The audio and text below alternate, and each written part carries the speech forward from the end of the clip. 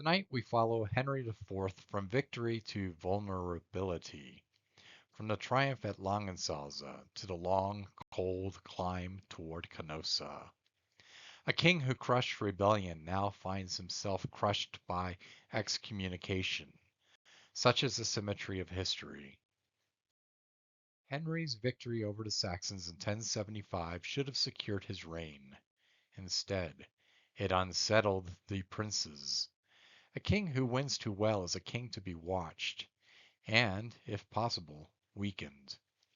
Thus Henry stood triumphant, but alone, a sovereign surrounded by sullen subjects.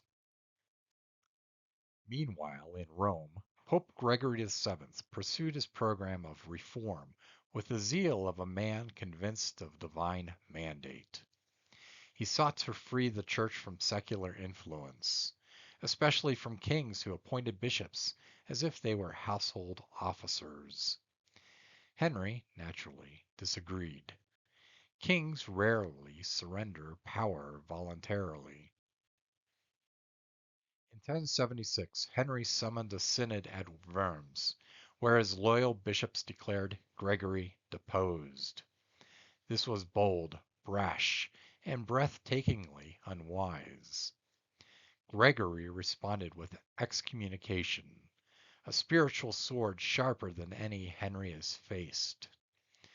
A king may ignore a pope, but he cannot ignore a kingdom that fears damnation. Excommunication gave Henry's enemies the excuse they needed.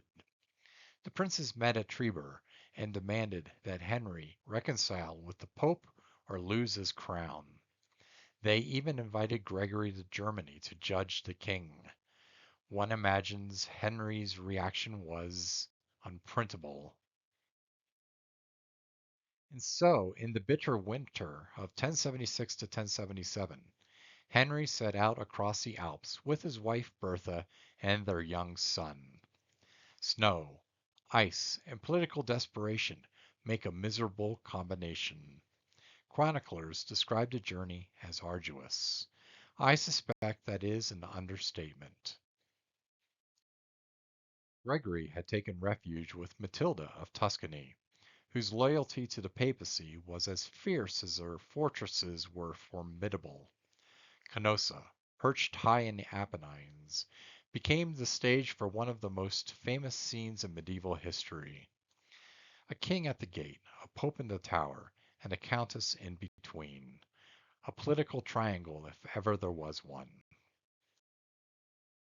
Henry stood outside the castle for 3 days, barefoot in the snow, wearing the garb of a penitent.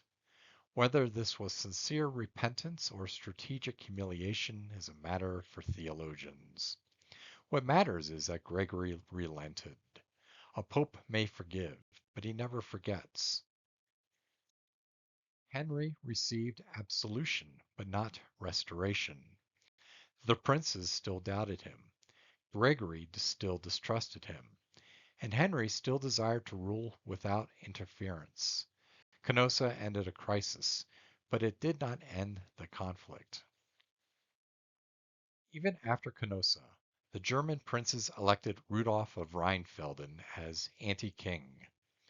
Thus Henry returned from Italy not to peace but to civil war. The road to Canossa had been cold, but the road back to Germany would be far hotter. And so we leave Henry IV at the moment of his most famous humiliation. Forgiven but not secure, absolved but not restored. In our next lecture, Henry IV, the Emperor in Crisis, we follow him through rebellion, renewed excommunication, and the long struggle for imperial survival. A king in snow, a pope above the gate, thus bends the crown beneath the weight of fate.